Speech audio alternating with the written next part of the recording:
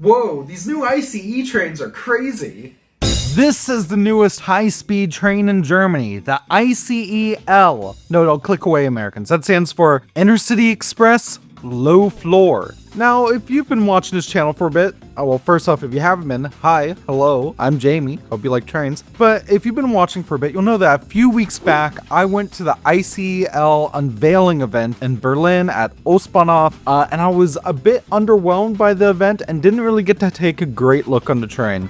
Now, that all changed on yesterday, November 4th, where thanks to the Deutsche Bahn itself, seriously, this video quite literally was made possible by the DB themselves. I got a ticket on a test ride of the ICEL as we went across Germany. I got to ride in first class and second class for different parts of it. I got to try the board bistro. I got to see if these Talgos shake like Talgo trains always shake, and boy have they shaken in the past, and just give my overall thoughts.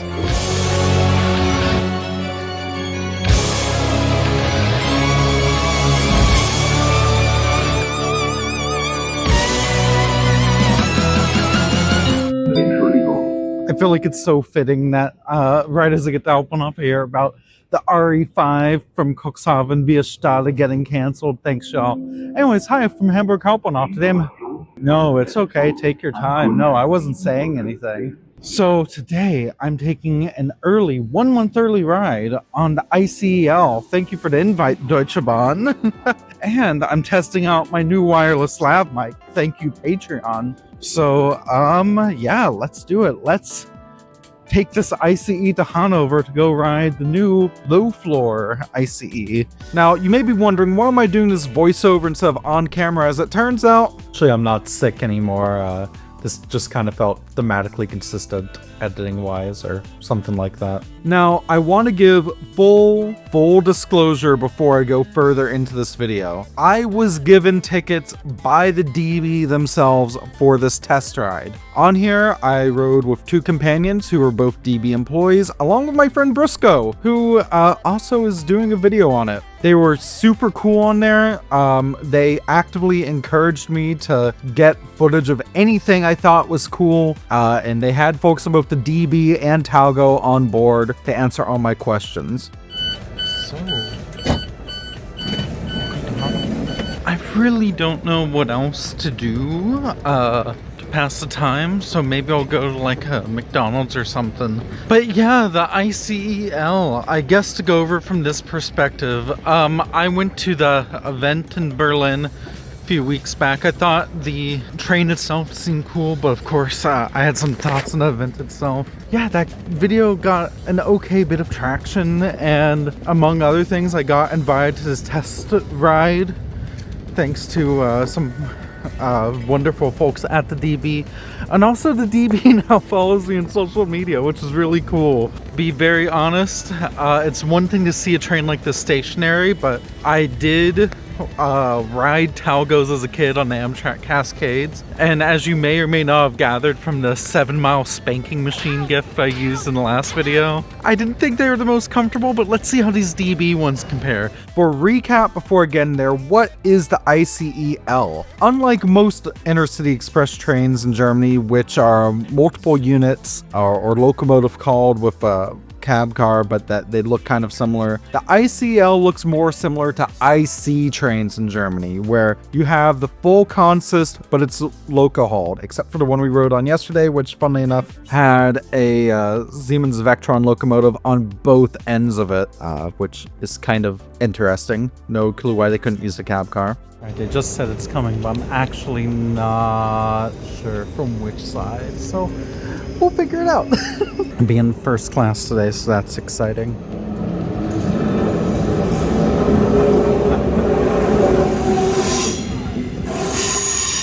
This route that I was invited on, in theory, the train started at Berlin Ostbahnhof and head to Hanover. However, for the sake of ease for me coming from Hamburg, I left Hamburg early in the morning, made my way down to Hanover, and then hopped on the train there. It was really nice. The train was reserved. I just showed the QR code the DB sent me, let me on board, no problems. All right, let's see if this L seat's a W. I definitely didn't steal that. Is this L a W so far? Something in between. Wait, oh god, that's air conditioning? Oh, this is great. I don't know. Like, now that I'm on board, like, I'm positively surprised. Oh, no, there's the Talgo bomb. Yep, that, ooh, that's... Here, just look at this. You look, that's just from the Talgo. Like, oh my god, this is so bumpy. Like, I could sleep on it while, but I'm like, oh wow. That's the power of having, like, what was it, one set of 2 wheels for between each carriage. Seat review. First off, we have the sign, which is not working. We have phone holder, cup holder, not big enough for American large, but very secure. It's not automatic. I gotta. Okay. This tray table is huge. I love that. It's sturdy enough. And it's pretty sturdy. We have a tiny, tiny basket. You know, perfect. Check out where the bin is. Oh god, that's inconvenient. And it's such a tiny bin. Did I just...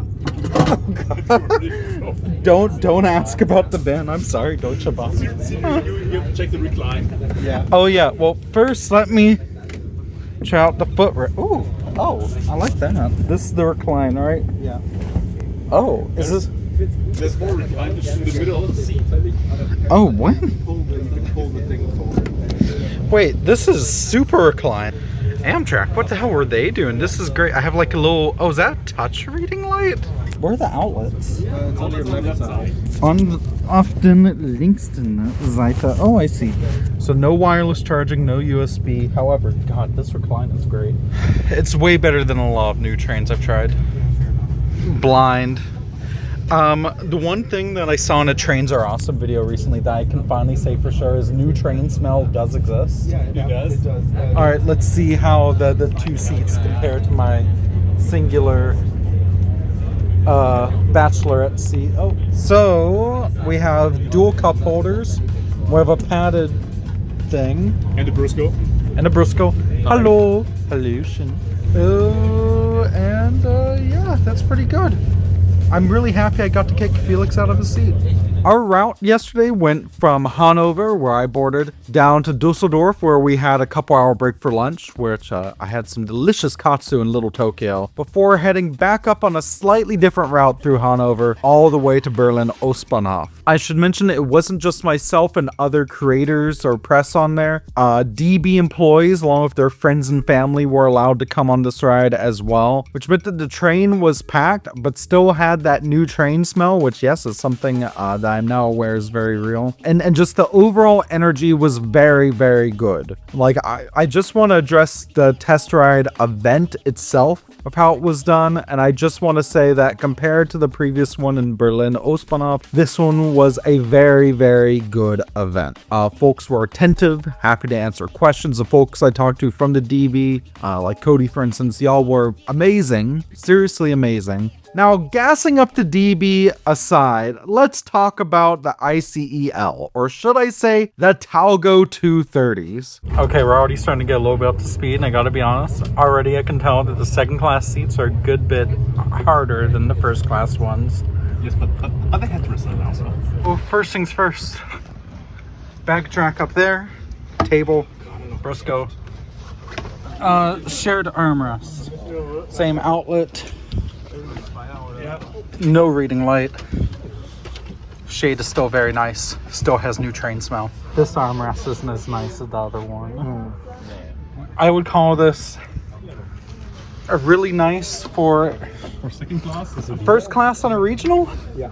Oh, and we have a trash can. Ooh, Hamburg S-Bahn could never. Now, Talgo is a Spanish train manufacturer that I am very familiar with because I rode on Amtrak Cascades, which used to also run Talgos extensively when I was a kid between Vancouver and Seattle. And the seats on that kind of felt like this.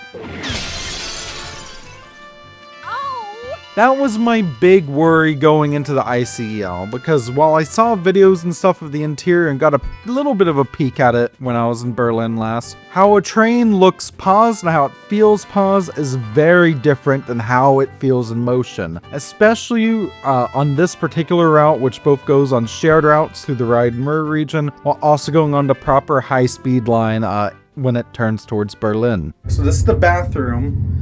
They have warnings in Deutsch, English, French, and fucking moon language. That light was flashing when I sat down to pee, and it spritzed my ass mid-pee. What the hell? To start off, I began my trip in first class. Felix and Briscoe had saved me a seat up there, and the first class seats are so comfortable. Like, just off the bat, this is a very good first class seat. It's comfy, it's big, the tray table is massive, the legroom is fantastic, which I'm really glad they managed to do since the actual length of the carriages in the ICEL are only half the size of that on a normal ICE, and I thought it was a fantastic first class seat. The only thing that didn't work consistently was the Wi-Fi. Alright, so I'm planning to phone the stop on Dusseldorf, but what's actually really cool and what I'm really excited to see is when this test ride stops in Dusseldorf for about 2 hours, instead of driving off to a platform, we're actually going to open up to the public, I believe. I don't know if it's like if it's like unlimited or if it's gated, but I'm very happy with this so far. Even with the Talgo shake. On this bit from Hanover to Dusseldorf, where I was in first class, I decided to make a quick jaunt to the board bistro, the new board bistro, which I think looks pretty smart, actually. I really love it. Someone from the DB was actually really excited to show me these spinny chairs they have there. When you get up, they automatically put themselves back into place. You know what? Yeah, that was pretty cool. The selection for the test ride was limited, but a board bistro is a board bistro. I enjoyed my candy bar and my lemonade. Yo, Jamie. Yo. What do you think about working on this train? Every day I wake up sad that I must labor under capitalism. However, the more we went on, I realized that there was one major issue with the board bistro here. Basically, with how the ICEL is set up, the board bistro itself, the main entrance of the table and stuff, you reach that through second class. Very specifically, each of the articulated carriages are technically in a pair with each other.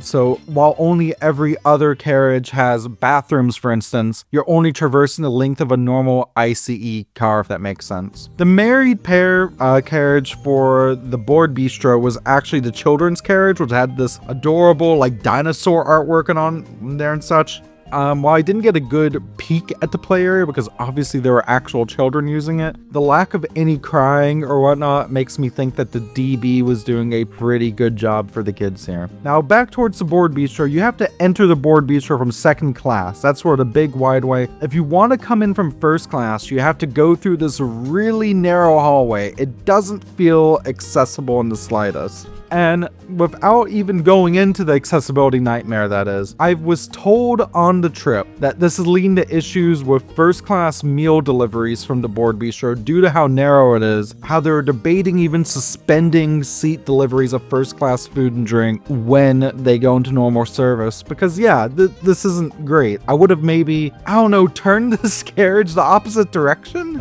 So we're at just over 200 kilometers an hour here in the dining car, the board bistro. And this one, maybe it's because I'm standing in the middle of it, but it's very smooth, if loud. I do want to mention though, they did have seat deliveries on this trip. I tried it out. First one failed, but the second time it worked just fine, actually. The toilets on board keep breaking.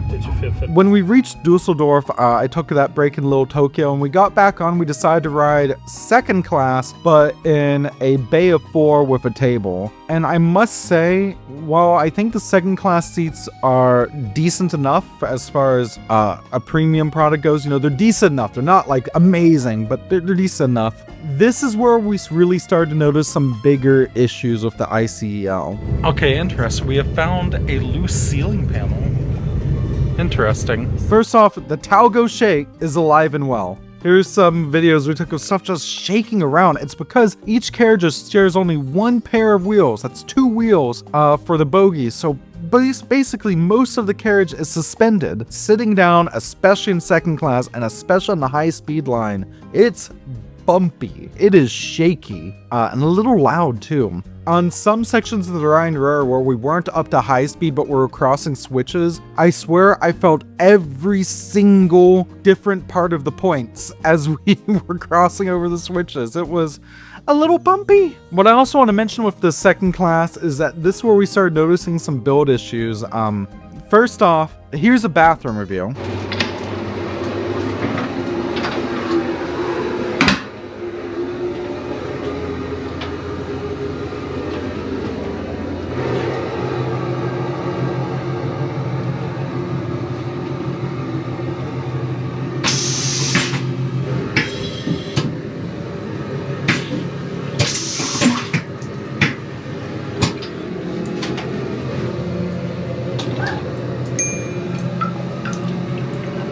And I'm glad I got that because over the course of this trip, almost every single toilet on board went out of service. When I boarded in Hanover, already one bathroom was broken. By the end of it, all but one of the toilet, including the single accessible toilet, was kaputski. And that's just not great. Mer. In second class, we noticed that they were supposed to be these permanent stickers pointing you like on directions across the train. Already by the end of the trip, a couple of them were starting to peel. That's kind of a quality thing that I think that needs to be adjusted. If I could make one more change as well to the carriages, they have these overhead racks for while you're sitting there. And while they're usually fine, if your bag is light enough, because there's not like a real decent lip on there, I saw a couple of people have their bags just kind of get shaken off the overhead racks. And that's concerning. I think that's really concerning. Wait, so, here, let me get this on camera. Well, I can just send you the footage later. No, here, let me get this on camera. Why is this so janky? Wait, so it's an automatic trash sensor, except when I went in there, it was already broken, and I thought it was just I went to the right one. Well, the left one is Did the bathroom attack you? no, the doorknob. Oh, the doorknob. Okay, that's fine. ICL itself is sleek. I like the look of the interior. And especially in first class, it was really, really comfortable. But I think what the idea here is I can see the broad strokes of what they're doing. We're talking about good seats, in the case of first class, an excellent seat. We're talking about a train that's low floor and thus in theory easy to board. And we're talking about something that is an ICE branded option that is, let's be honest, meant to replace a lot of IC routes. But the broad strokes are there. I think it's really the smaller details mostly that need to be ironed out. Except for one major thing, and that's, okay, if I can complain about one thing very massively. Level boarding. It is level. There is a gap. No, see, there's no barrier right there. It's unobstructed to get on. That said, you can see the wheelchair accessible retractor one down there. That's a board restaurant. Oh, at the board restaurant.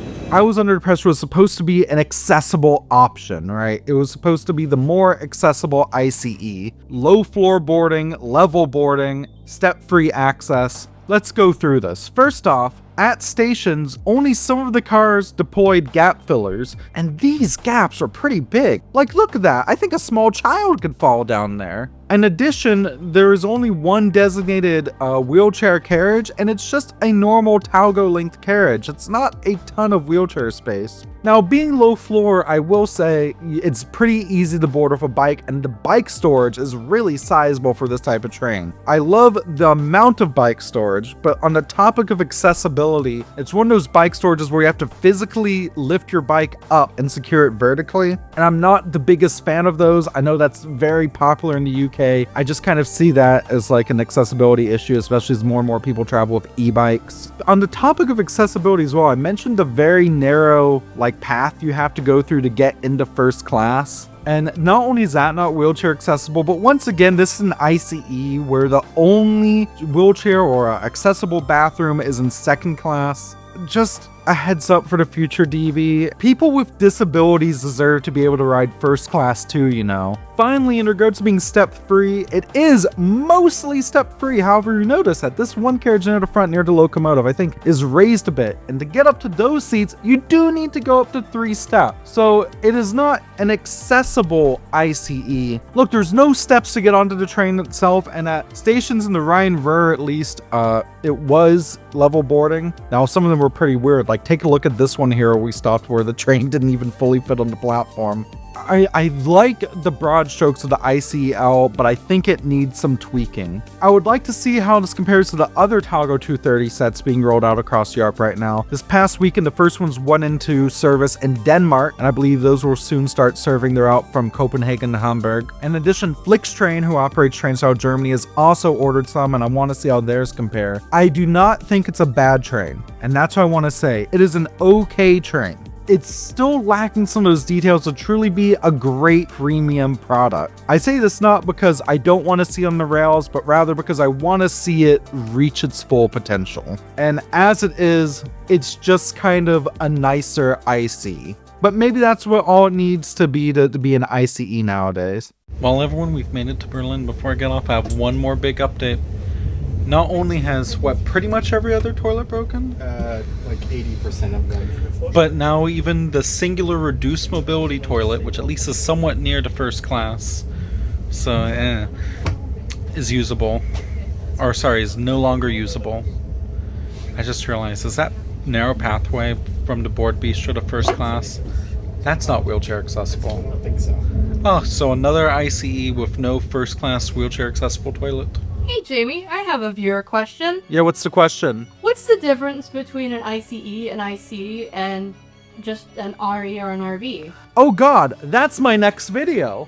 Where not only I talk about these, but I talk about one of the most popular train types in Switzerland, the Interregio. So I'll see you then, unless I get that Hamburg S1 video out that I keep promising first. One of those is next up, but both are in the works, I promise. Here's on camera Jamie, wrapping it up for you. So here I am back at Berlin Ostbahnhof, and here's the thing, the ICL is not perfect. The broad strokes are there, and anyways, the broad strokes are there, but some of the small things, like some of the interior build quality, the bathrooms. Neither an L nor a W. Exactly. Is it great? Is it bad? Yeah, it's not bad. I'm not sure if it's fully up to par with the most premium of the premium products, but it's a good train. It feels nice to actually be really happy at Ostbahnhof. Again, imperfect, but I hope that there will only be improvements from here.